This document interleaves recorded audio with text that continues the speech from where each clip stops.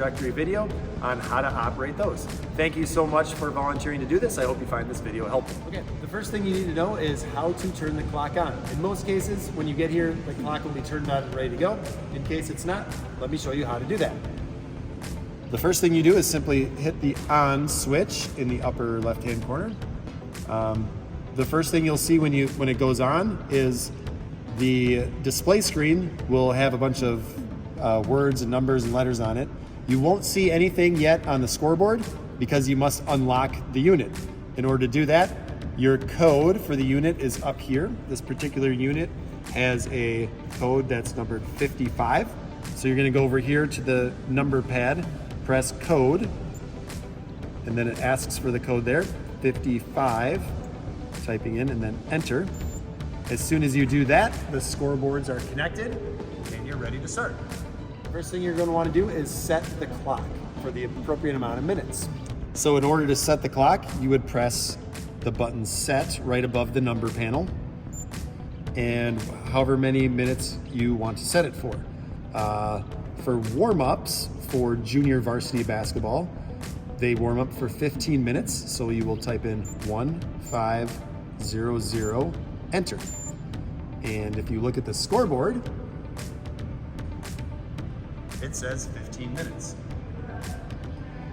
If you are setting it for the game, the junior varsity games have 16-minute halves. So you will set 1600, enter. And so we've got it now set for the first half, 16 minutes. During a junior varsity game, halftime is 10 minutes. So we will set it for 10 minutes, set 1000, enter. Now the clock is set for 10 minutes. If there's an overtime period, those are 5 minutes long. So you would put set 500, enter. Now the clock is set for 5 minutes.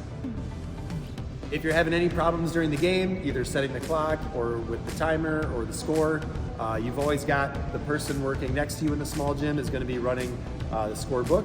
You've also got the official. Feel free to get their attention, either the person sitting next to you or the official. It's important that we get the score clock right, so there's no issue with stopping the game temporarily during some kind of dead ball to correct an issue.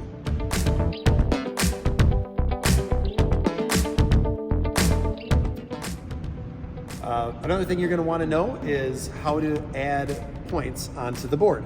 This is super simple with this particular score control panel. Let's say the guest team, let's say it was Deerfield, boo, scores a 2-point basket. All you would do is under guest team plus the +2 button, and it will give 2 points on the scoreboard to Deerfield.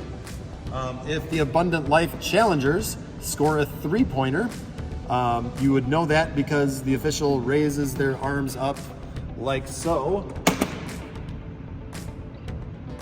That is an indication that there's been a 3-pointer. You would simply put home score +3. It automatically gets added onto the scoreboard. If there is any error along the way and you need to correct the score, if it's the home team score you need to correct or the visitors team, you would press the score button, type in the appropriate number. Let's say the Abundant Life challengers should have 10 points on the board. You would write 10 and then enter, and it changes it on the scoreboard.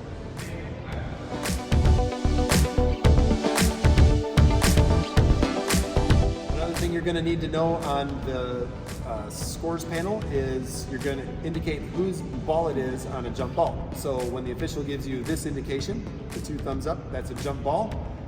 They have to determine which team to give it to, and the ball possession button, whichever light it's on, that team will get the ball. So let's say you press it once and you look at the scoreboard, it has that little box that is next to the letters POSS. If you press it again, same button, it will switch to the other side. And no matter how many times you press it, it just toggles back and forth between the two. That's this button right here.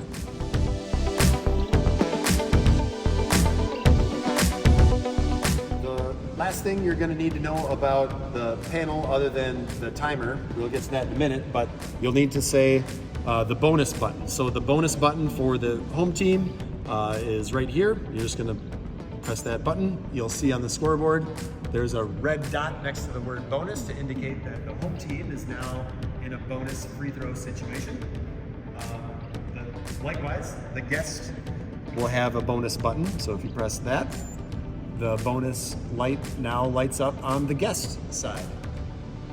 And you should have a basic understanding, if you're doing the scoreboard, of what a bonus situation would be. So make sure that you're in contact with the person doing the scorebook so that you can make sure that you know when each team is in the bonus.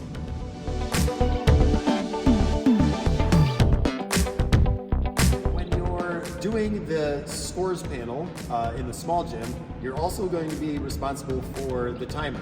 So if you come over to the scores panel, you've got a little switch right here that can toggle back and forth between time in or time out. So whenever there's a dead ball, the official will blow their whistle. A lot of times they'll hold up their hand when they blow their whistle. When you hear that, you're just gonna flip the switch to off. It's really important that you're always kind of not caught up in the action, that you're keeping track of what the officials are doing. It also helps just to have your finger on it at all times, so that as soon as there's a dead ball, there's a whistle, you just flip it over. You're going to flip it for time in whenever the ball is touched on the floor inbounds. So when that happens, whether it's a jump ball or they're inbounding from out of bounds, you're just going to flip it to in. After made baskets, you're going to continue to let the clock run unless there's a team that calls a timeout, in which case the official will blow their whistle, and then you'll just switch it to off.